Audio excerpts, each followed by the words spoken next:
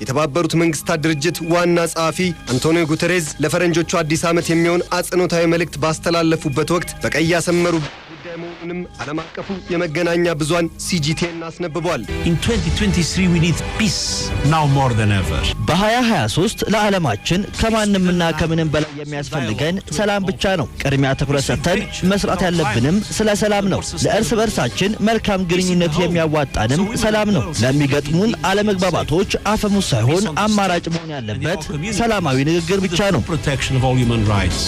የፈረንጆቹን የዘመን ቀመር ስሌት የሚከተሉ እንዲሁም መላው የዓለም ሀገራት የዛሬ ዓመት የያኔው 2020 አሮጌ ዓመት በወራት መጀመሪያ ላይ ለ2021 አዲስ ዓመት አስረክቦ ከሄደበት ቅጽበት አንስቶ አሉታዊ ተግባራትን ረስተው አዎንታዊ ተግባርን በተሻለ ለማየት እንደሚሰሩ ሲናገሩ ምኞታቸውና ጉጉታቸው የበዛ እንደነበር ሲጂቲኤን አስታውሷል። ነገር ግን በዓለማችን የታየው ጋዳዊ ሀቅ ሰላማዊ አየር የሰፈነባትን ዓለም ሳይሆን ቃል ወዲህ ተግባር ወዲህ አይነት በሰላም እጦት የተጨነቀች ዓለምን ነበር ያስተዋል ነው። ለአፍታ እየተጠናቀቀ የሚገኘውን የአውሮፓውያኑን 2022 የዘመን ቀመር ስሌት የዋሊት ዘወር ብለን ብንመለከት አንዳንድ የዓለም ሀገራት ለምድር ሰላም መረጋገጥ ዋነኛ ዋስትና ይመስል እጅግ የዘመኑ የጦር መሳሪያ አይነቶችን በዓለም አቀፍ የመገናኛ ብዙሃን ላይ ደረታቸውን ነፍተው በማስተዋወቅ ላይ መክረማቸው ወለል ብሎ የታየ ትዝብት አጭር ሁነት ነበር። እዚህ ላይ እንደ ምሳሌ ብንጠቅስ እንኳ ፊተኛ የሆኑት ልዕለ ኃያላኑ ሀገራት አሜሪካና ቻይና በፊት ለፊት ሲያሻቸው ደግሞ በእጃዙር የጦር መሳሪያ ስሪትና ሽያጭን ለራሳቸው ብሎም ለሌሎች ሀገራት ሲያሯሩጡ መክረማቸውን ታዝበናል። ወዲህ ደግሞ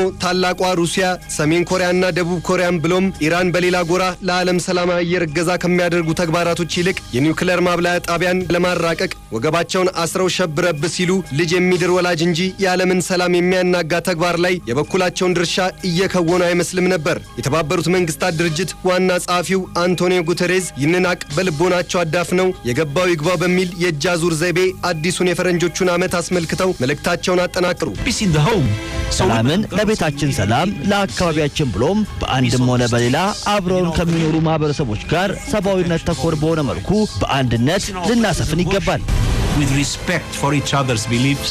የተባበሩት መንግስታት ድርጅት ዋና ጸሐፊው ጉተሬዝ ለፈረንጆቹ የ2023 አዲስ ዓመት መልእክታቸውን ሲያስተላልፉም አሁንም የዓለማችን የሰላማዊ እንዲሁም ከባቢያዊ አየር ደህንነትን ለማስተካከል ተስፋ አለ ሲሉም መላው የዓለም ሕዝብ ሊወጣው ስለሚገባ ኃላፊነት እንዲያሉ In 2023 let's put በ2023 ሰላም ከምድራችን ከባቢ አየር ብሎም ከተፈጥሮ ሁኔታ ጋር እንዲሆን እመኛለሁ። ቀጣይነት ያላት የነገዋን ብሩህ የሆነች ምድር ለቀጣዩ ትውልድ ለማስተላለፍ ከባቢ አየራችንን ልንጠብቅ ይገባል። በ2023 አዲስ ዓመት ለዓለም የሰላም ተሃድሶ መረጋገጥ ከራሳችን ከቤታችን አንስተን ልንሰራ ይገባል። Let's make 2023 a year when peace is restored to our lives and our world.